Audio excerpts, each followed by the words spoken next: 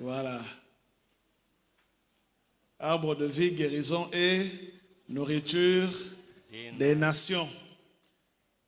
Nde oyo alinga pesa biso parole azali président ya ancien. Alléluia. Il est avocat de formation et il est ancien à l'église Arbre de vie de Temilikolo. Ponato yamba mosali na Nzambe, il parle bien. Nzambe pesa ye don ya éloquence. Alléluia. Allez, toteme likolo ponato yoka dans 30 minutes. En 30 minutes, oyo Nzambe ako lobela biso. Sous nos acclamations, nous recevons l'ancien Menga Emmanuel. Sous nos acclamations, s'il vous plaît. Tozobeta maboko, tozoyamba mpaka ya Lingomba.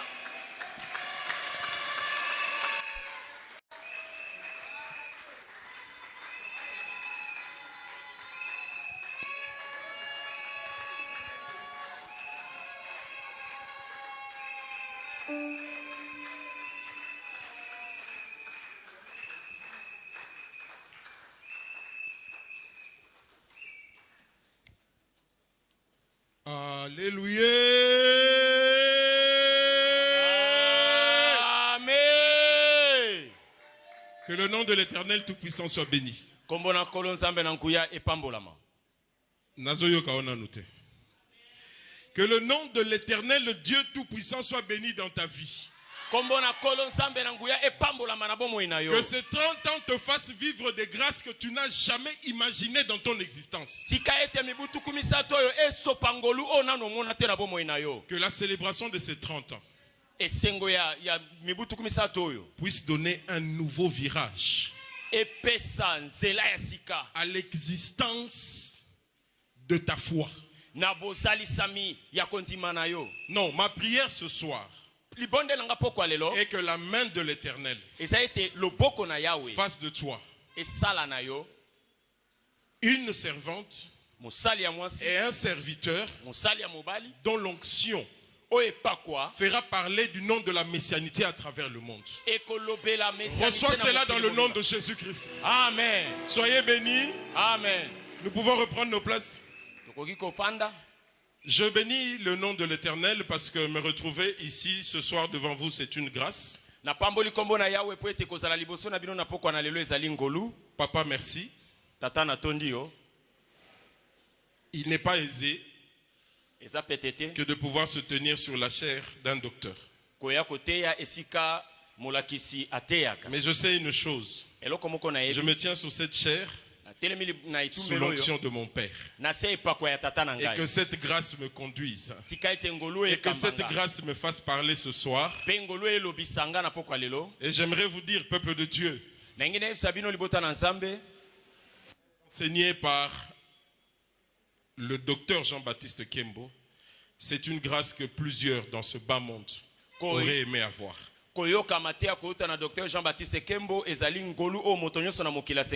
nous prions Dieu pour que vous qui êtes établis sur cette église comme un ange, qui a pour devoir d'arroser ce peuple du fleuve de la messianité, que l'Éternel vous remplisse davantage pour nous, papa. Je témoigne devant vous, peuple de Dieu, de l'amour d'une mère. Je parle de Maman Dievi Kembo. Alors que je me posais la question un jour, est-ce que maman connaît même seulement mon prénom? J'étais surpris, et plusieurs ne le savent pas, j'étais surpris qu'un matin maman ait quitté sa maison.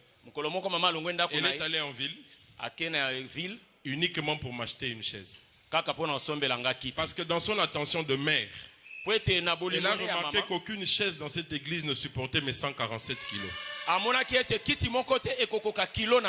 Maman, merci pour cet amour manifeste. Peuple de Dieu,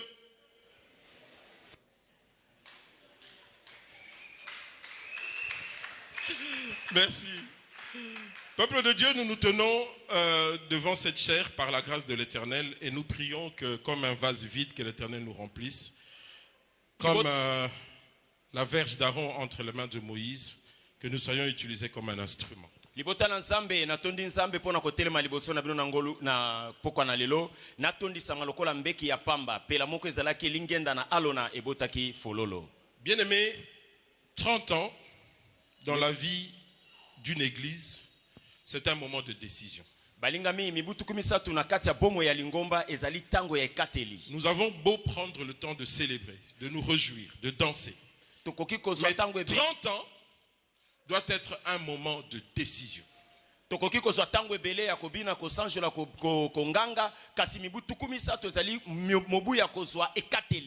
peut pas être compris qu'après 30 ans d'existence d'une église comme Arvignon, que ma vie et que ta vie demeurent la même. Mais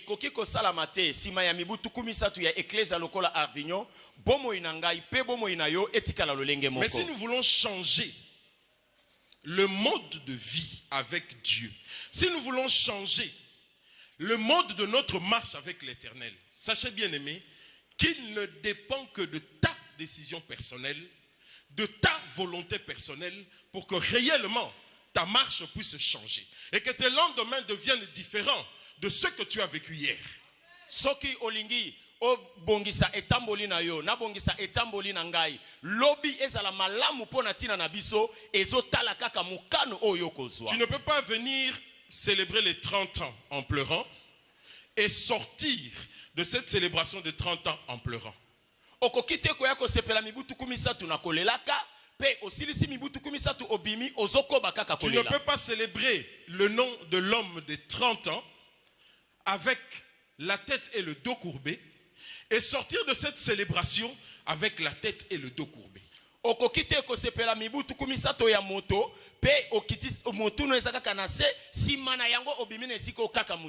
Ce soir, je t'informe qu'il ne dépend que de toi et de toi seul. Pour que la situation qui est la tienne change. Pour que ta vie tout entière soit bouleversée. Mais ce que moi je viens faire ce soir, c'est de t'ajouter un seul petit secret. Pour que réellement la vie qui est la tienne puisse connaître une dimension nouvelle. Et ce petit secret s'appelle simplement la théocratie. La théocratie. La théocratie. La théocratie, en fait, qu'est-ce? C'est quoi? Nous avons la grâce d'avoir avec nous, comme père de la maison, un enseignant. Un docteur qui entre dans le creuset des Écritures pour nous sortir la grâce et la vie. Et le Père nous a enseigné que la théocratie, le mot théocratie vient du grec. Théocratia. Et dans le mot théocratie, il y a deux substantifs. Il y a premièrement le théos, qui veut dire Dieu, et le kratos, qui veut dire pouvoir. Donc la théocratie, c'est le pouvoir qui vient de Dieu. Nous définirons alors, nous hommes, la théocratie comme un gouvernement par un souverain considéré comme le représentant de Dieu. Nous la définirons aussi comme un régime où l'église, les prêtres jouent un rôle politique important. Pour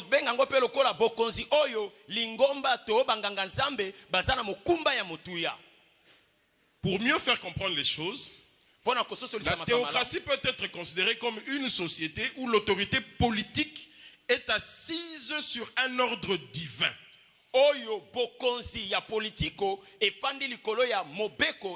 Une société où les détenteurs du pouvoir est soit l'incarnation de Dieu, soit un descendant de Dieu, soit un ministre qui a l'onction divine. Donc en fait, la théocratie est un système de gouvernance. boye théocratie ezali mayele ya kokamba. Dans ce système de gouvernance, na kati ya mayele wana ya kokamba, le pouvoir est exercé selon un principe divin. Bokonzi ezosalema kaka kolandisama mayele ya bonzambe. Théos Dieu, Théos nzambe, il émet les principes. Atie miango. Et ce sont ces principes-là qui gouvernent la société des hommes. Ceci est la définition ou l'explication que l'on tire du mot théocratie. Et la théocratie, de nos jours, elle s'applique à l'église, dans les familles, mais aussi et d'abord dans la vie des hommes.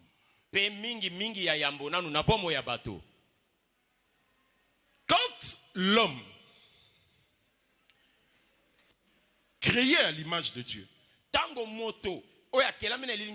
formé à la ressemblance de Dieu, portant le souffle qui vient de Dieu, installé sur la terre par Dieu lui-même, quand cet homme vit, il doit en fait toute son existence à Dieu lui-même. L'on ne peut pas concevoir l'homme sans son créateur. L'on ne peut pas dissocier l'image de l'homme de son créateur. Parce qu'en fait, l'homme, permettez le terme, n'est qu'une fabrication de Dieu lui-même. Créé de la main de Dieu. Imaginé et pensé par Dieu lui-même. Ton existence ne peut pas être conçue en dehors de celui qui a imaginé ta vie. Voilà pourquoi je suis venu te dire ce soir qu'il est pour toi impossible de penser pouvoir vivre si tu ne tires la substance de ta vie, si tu ne tires le modèle de ta vie de celui-là même qui a pensé à ton existence. Excusez-moi parce que j'ai l'impression que beaucoup me regardent pour comprendre. Quand je dis que ta vie n'est tirée de Dieu, ta vie n'est pensée que par Dieu, je me réfère à ce passage de la Bible qui dit: créons l'homme à notre image. Donc celui qui a pensé l'homme, celui qui a imaginé l'homme, n'est autre que Dieu. Bien-aimé, il est impossible à une machine fabriquée et créée, imaginée par un penseur, un créateur, il est impensable à cette machine de fonctionner différemment des principes que le créateur ou l'initiateur a installés dans cette machine. De la même manière, bien-aimé, vivre ta vie en dehors des principes de Dieu te déconnecte automatiquement de l'initiative que ton créateur a mis en place pour te mettre à l'existence. Vous comprenez donc avec moi qu'à l'instant où tu quittes les principes divins, à l'instant où tu quittes la ligne directrice que l'Éternel a établie pour ta vie, en ce net moment-là, toi qui étais sous la couverture de celui qui t'a créé, que nous appelons le Tout-Puissant, tu te mets en ce net moment à découvert. C'est-à-dire, notre Créateur nous dit, tant que nous demeurons sous lui, tant que nous demeurons sous l'ombre de sa main, nous sommes à l'ombre du Tout-Puissant. Donc celui qui peut tout en tout temps et pour tous. À partir de l'instant où nous quittons la règle et la ligne directrice que lui a établie, nous nous mettons en dehors de sa couverture. Et donc nos vies sont désormais exposées à celui que la Bible appelle le diable. Et ma Bible me dit qu'il rôde tout autour de nous comme un lion rugissant, cherchant qui dévorer. Et donc je t'exhorte, mon bien-aimé, ce soir à comprendre les règles et les principes divins qui peuvent t'amener à changer ta vie, qui peuvent t'amener à rester sous les bonnes grâces du Tout-Puissant. Mais tiens-toi, bien-aimé, dans la théocratie, il y a un très gros avantage.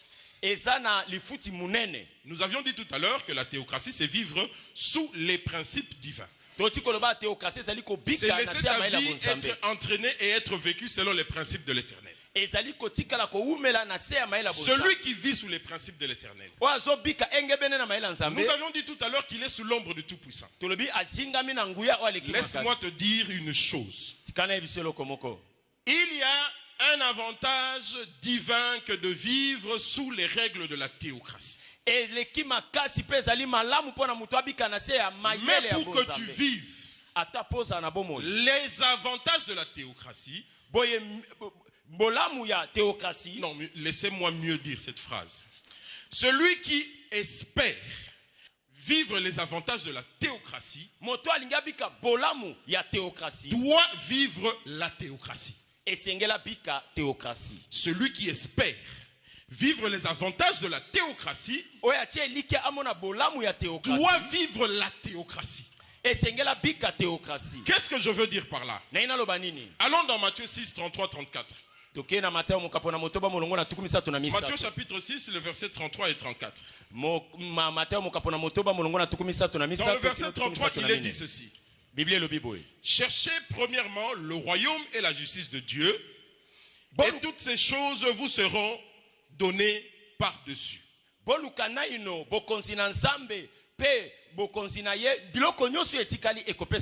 verset 34 nous dit: ne vous inquiétez donc pas du lendemain, car le lendemain aura soin de lui-même. À chaque jour suffit sa peine. Dans le verset 33, on nous dit: cherchez premièrement le royaume et la justice de Dieu. Le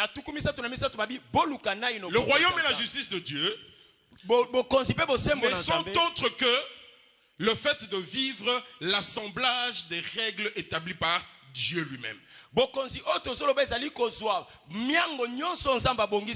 la justice et le royaume de Dieu, ça veut simplement dire se mettre sous l'ombre de la présence de Dieu lui-même. Demeurer en permanence sous les règles et la conduite de Dieu lui-même. L'on ne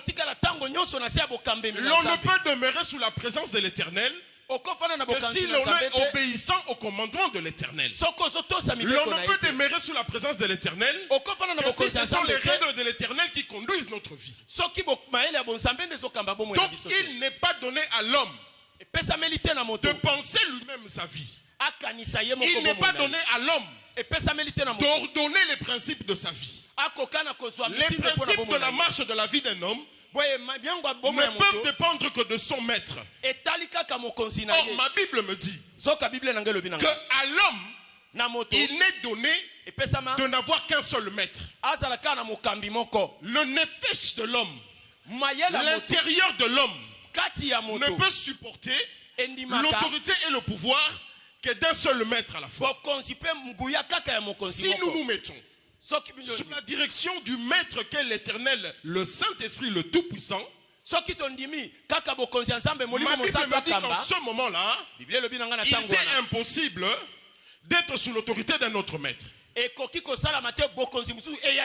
partir de l'instant où tu penses ta vie selon les principes que tu as établis en dehors de Dieu, tu quittes l'autorité de Dieu et désormais tu te mets sous l'autorité d'un autre maître.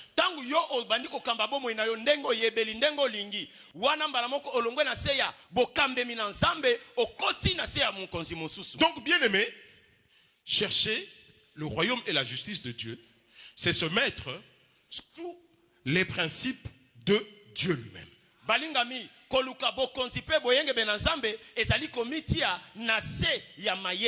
Donc le verset 33 de Matthieu 6 nous dit, en d'autres termes, que nous devons apprendre à vivre la théocratie. Donc nous devons apprendre à vivre selon les instructions et les règles établies par Dieu lui-même. Alors, le bénéfice que l'on tire de vivre la théocratie, c'est ce qui vient tout de suite dans le verset 34, où la Bible me dit, ne vous inquiétez donc pas du lendemain, car le lendemain aura soin de lui-même. C'est-à-dire, bien aimé, celui qui est sous les principes de l'éternel, l'éternel même prend soin d'assurer ses lendemains. C'est de là que je dirais cette phrase.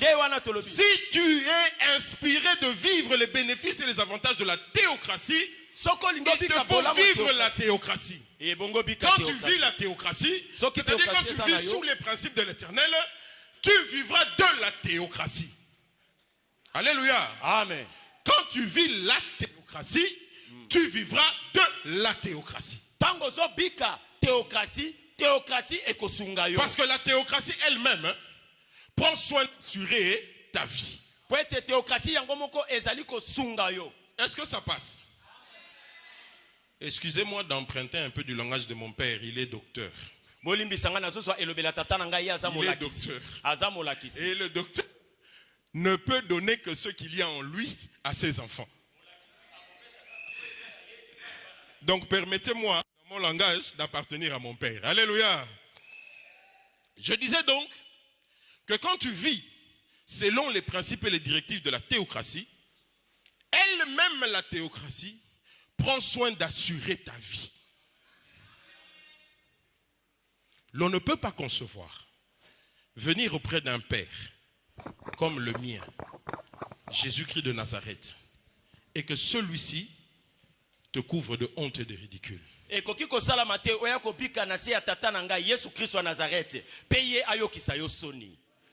La priorité du père pour ses enfants est que nous puissions dépendre totalement de lui et à tout moment. C'est même la raison pour laquelle il nous a créé à son image et à ses ressemblances. Parce que quand il dit qu'il établit l'homme, il crée l'homme, il forme l'homme à la fois à son image et à sa ressemblance, ce qui veut dire que la dépendance de l'homme à Dieu est une filiation telle que toute l'existence de l'homme ne peut subsister que par l'œuvre de son Créateur. Donc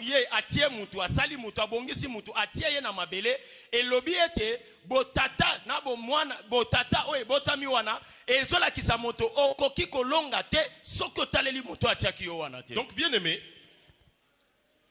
dans notre vie, s'il y a un principe que nous devons appliquer, s'il y a un principe qui doit demeurer comme la recherche permanente de notre existence, c'est le principe de la primauté du royaume de Dieu. Le principe de la primauté du royaume de Dieu. Si nous mettons Dieu au devant de toutes choses, si nous mettons Dieu dans chaque instant de notre existence, si nous mettons Dieu à l'œuvre et à l'exercice dans chaque minute de nos pensées, bien aimé, je vous rassure, que personne d'entre nous ne pourra plus jamais couler une seule larme. Personne d'entre nous ne pourra plus jamais vivre les vicissitudes de ce bas monde. Pourquoi je le dis? Comprenons-nous bien. Pourquoi je le dis? L'Éternel est pour moi une couverture et l'Éternel est aussi pour moi un sanctuaire. Tout ce que ce bas monde présente comme difficulté ne peuvent en aucun cas pouvoir m'atteindre si ce n'est que par Christ lui-même qui est à la fois ma couverture et qui est mon refuge. Tu ne peux pas te retrouver dans le sanctuaire de l'Éternel et que tu sois frappé par le monde si ce n'est que par l'ordre, l'instruction, l'autorisation de Christ lui-même. Tu ne peux pas être auprès de celui qui pourvoit en tout et pour tout et être en manque si ce n'est que sur instruction du maître lui-même. Ce qui veut dire, bien-aimé, que quand tu vis la théocratie, quand ta vie est menée par les principes établis par Dieu lui-même, l'Éternel devient pour toi. L'Éternel devient pour toi le Jéhovah Jireh, le Dieu qui pourvoit. Donc nous comprenons par là, bien-aimé, que tu ne peux pas découvrir la profondeur du Jéhovah Jireh sans devoir respecter les principes de la vie divine. L'on ne peut entrer dans la présence du Jéhovah Jireh, le Dieu qui pourvoit, qu'à la seule et unique condition que Dieu lui-même soit le maître de chaque instant de ton existence. Ainsi, bien aimé, tant que l'homme va se concentrer sur sa mission, en obéissant aux principes et aux valeurs, aux lois du Créateur, Dieu aussi assurera que ce lendemain ne souffre de rien. Il revient donc à chacun d'entre nous d'apprendre à définir. Je dis bien d'apprendre à définir quelle est la priorité de ta vie.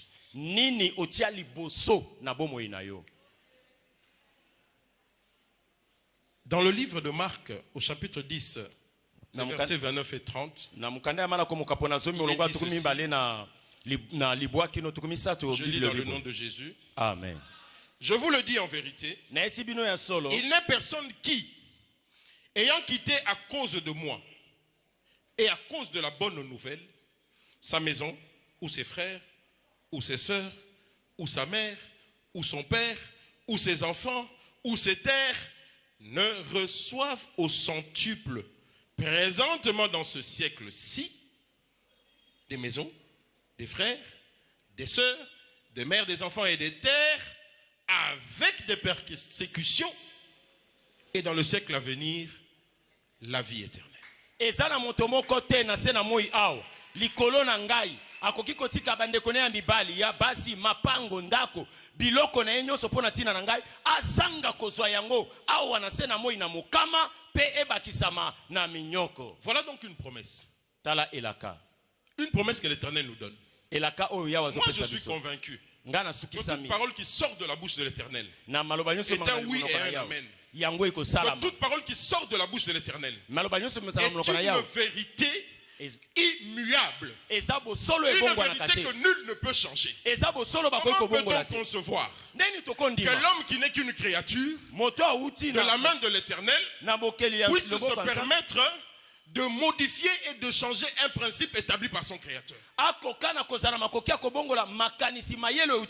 Est-ce possible? Est-ce possible? Or, lui me rassure qu'il le dit et il commence le verset en disant, je vous le dis en vérité.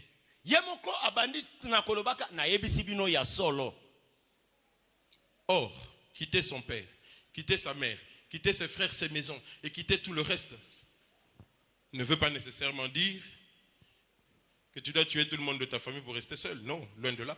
Mais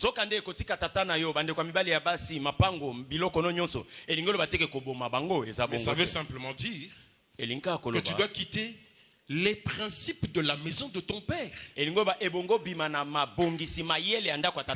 dois quitter les principes de la vie de la maison de ton père. Il est inconcevable, mon bien-aimé, que tu puisses vivre une vie de théocratie tant que la vie de la coutume de la maison de ton père a la primauté dans ta vie. Si ce sont les principes de la coutume de la famille de ton père et de ta mère qui sont la priorité de ta vie, qui ont une primauté sur toi, sache qu'automatiquement, tu es en découverture devant l'Éternel. Automatiquement. L'on ne peut pas avoir 2 maîtres. Convenons-nous là-dessus. Convenons-nous là-dessus. L'on ne peut pas avoir 2 maîtres à la fois. Si toi tu estimes que ce sont les coutumes de tes ancêtres qui doivent orienter tes pas, qui doivent orienter tes décisions, qui doivent être le maître de ta vie, en ce moment-là, tu perds ton temps ici. Et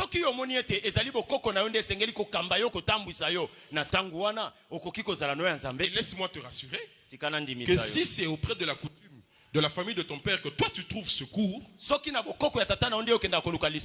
ne cherche pas à ce que cette parole s'applique dans ta vie. Parce que le secours de la main de l'Éternel n'est pas pour toi.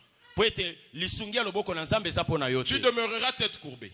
Tu demeureras toujours en train de pleurer.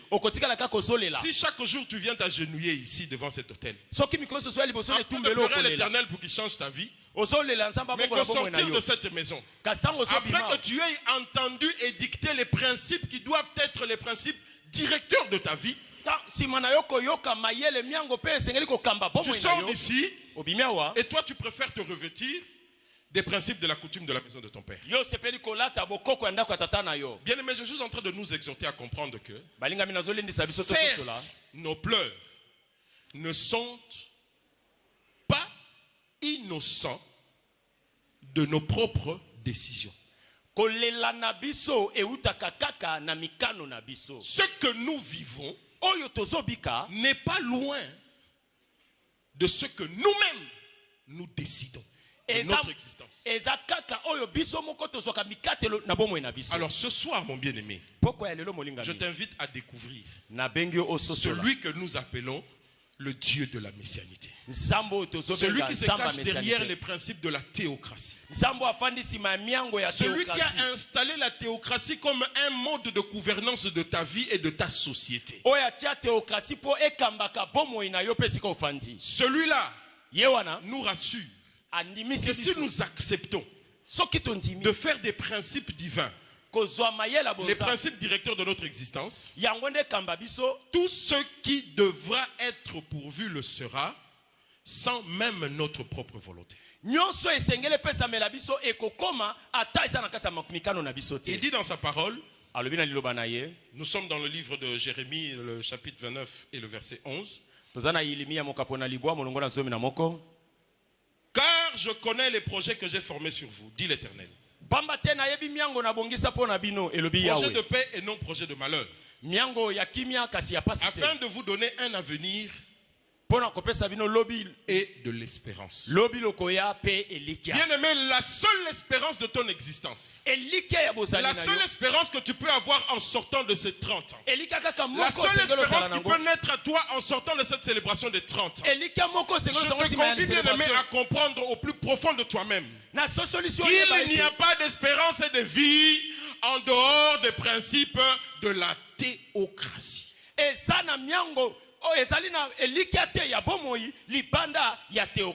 Si tu veux sortir de ce qui hier aura été une pierre d'achoppement pour ta vie, si tu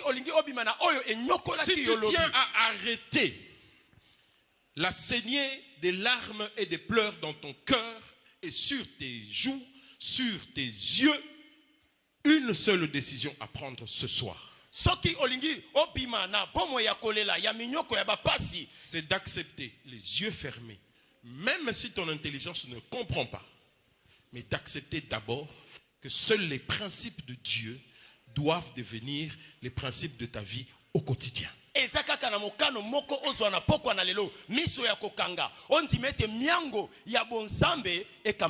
Quand l'Éternel dit que j'ai pour vous un projet que j'ai formé, projet de bonheur et non de malheur, projet de paix et non de malheur, moi je me pose une question. Au fait, c'est quoi un projet? Très souvent, nous nous perdons dans certaines considérations simplement parce que nous ne prenons pas le temps de poser la question au Saint-Esprit de comprendre les principes qu'il émet. Pose-toi la question ce soir. Quand Dieu dit j'ai un projet de bonheur pour toi, c'est quoi un projet? Parce que le projet de ma vie n'est pas nécessairement le projet de la vie de mon voisin. Le projet de mon père, de la vie de mon père, n'est pas nécessairement le projet de la vie d'un frère ou d'une sœur avec qui je partage la foi dans cette église. Mais la Bible nous dit à tous que j'ai pour toi un projet de paix et non de malheur. Mais qu'est-ce qu'un projet? Projet. Le mot pro veut dire de l'avant. Pro elingi koloba liboso. Voir l'avenir. Komona lobi. J'ai vient du verbe jeter. J'ai eutina nambendola kobwaka. Donc un projet, mwango, c'est jeter une idée dans l'avenir. Ezali kobwaka makanisi na lobi. Établir une idée pour demain. Établir une idée pour ton devenir. Bien-aimé, alors que toi tu ne penses qu'à ton aujourd'hui. L'Éternel, lui, depuis que tu étais dans le ventre de ta mère, avait déjà projeté ton avenir. Lui a déjà établi un projet pour ton avenir. Lui a déjà établi un plan pour ton demain. Lui a déjà établi un projet pour que demain tu sois différent de ce que le diable a pu concevoir contre toi. Projeté pour demain. Tu es exactement comme une pierre que Dieu a lancée.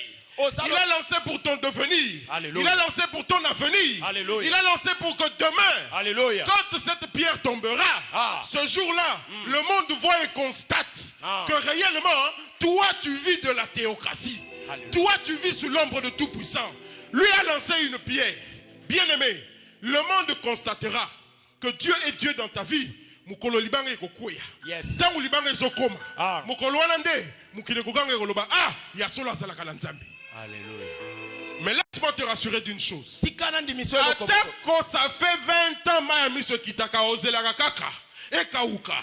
Atako ça fait 15 ans maladi wana bande kanga nzoto moto moko te na mokili azoko akoyeba lolenge na kosisa maladi wana. Atako ya solo la pauvreté a pris des racines dans l'existence. Bien-aimé, laisse-moi te rassurer d'une chose.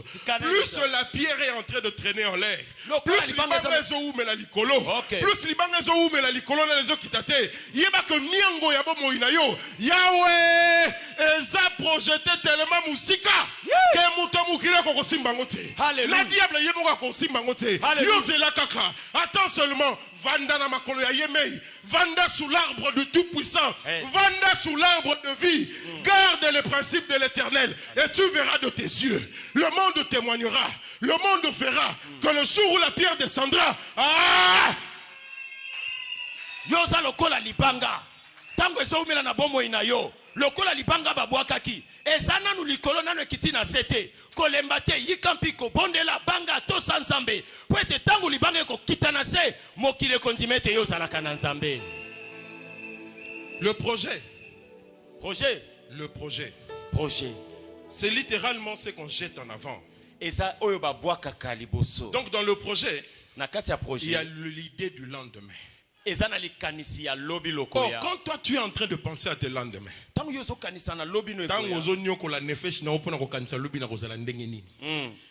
tu es en train de te tourmenter l'esprit en te demandant qu'est-ce que je serai demain?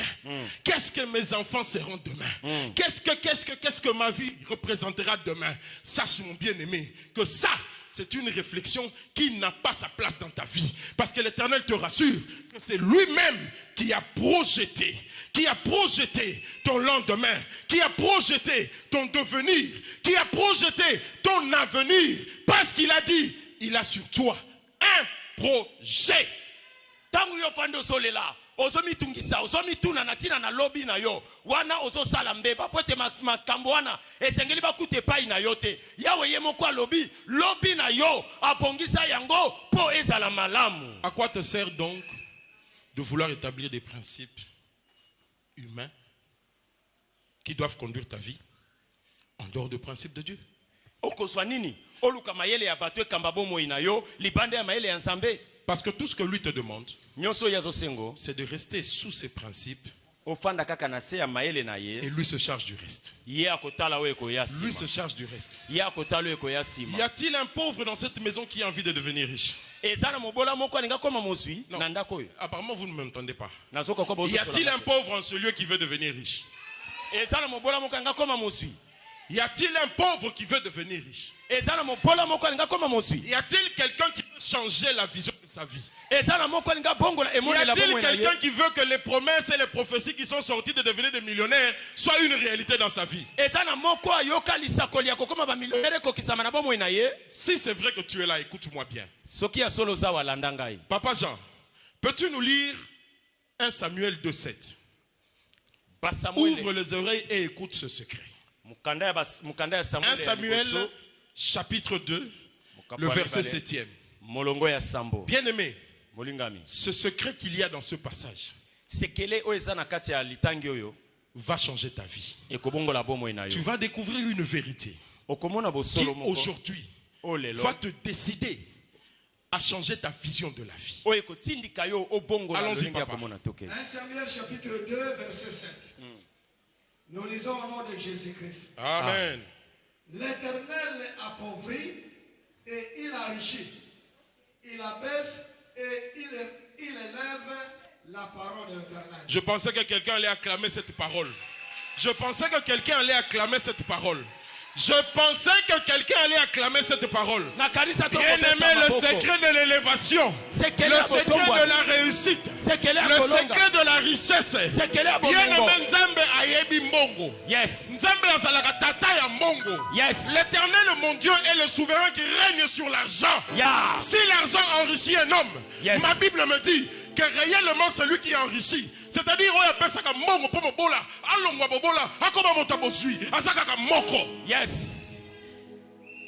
c'est l'Éternel qui enrichit et c'est lui qui appauvrit. Si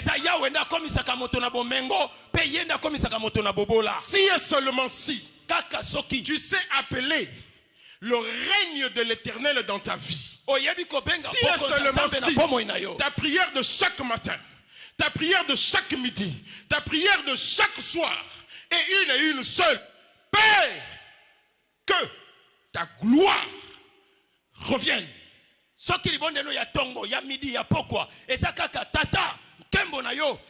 Que ton règne vienne. Si dans ta marche de tous les jours, si à chaque instant qui t'arrive de penser à ton avenir, tu ne peux te dire qu'une seule chose: Père, que ton règne vienne. Que ton règne vienne. Que ton règne vienne. Je ne veux et je ne peux que vivre d'abord le règne de l'Éternel pour espérer m'enrichir. Si réellement, comme tu l'as dit, tu l'as déclaré toi-même, tu veux quitter la pauvreté, voici le secret de la réussite. Voici le secret de la richesse. Si nous nous mettons tous sous le règne de l'Éternel, sous les directives et les principes de l'Éternel, si la théocratie devient notre mode de vie, bien aimé, nous n'aurons plus à réclamer quoi que ce soit à l'Éternel. Nous n'aurons plus à demander quoi que ce soit à l'Éternel. Parce que Yahweh Yemoko Akokoma, je vais jurer le Dieu qui pourvoit. Que l'Éternel bénisse sa parole. Je nous prie de nous lever tous ensemble, s'il vous plaît. Lèvons-nous, s'il vous plaît. Nous allons demander le règne de l'Éternel. Nous allons demander à l'Éternel de descendre son règne. Nous allons demander ensemble avec la musique, la chorale. Nous allons demander que l'Éternel descende de son règne. Nos mains légèrement levées. Nos mains légèrement levées. Nos regards tournés vers l'éternité.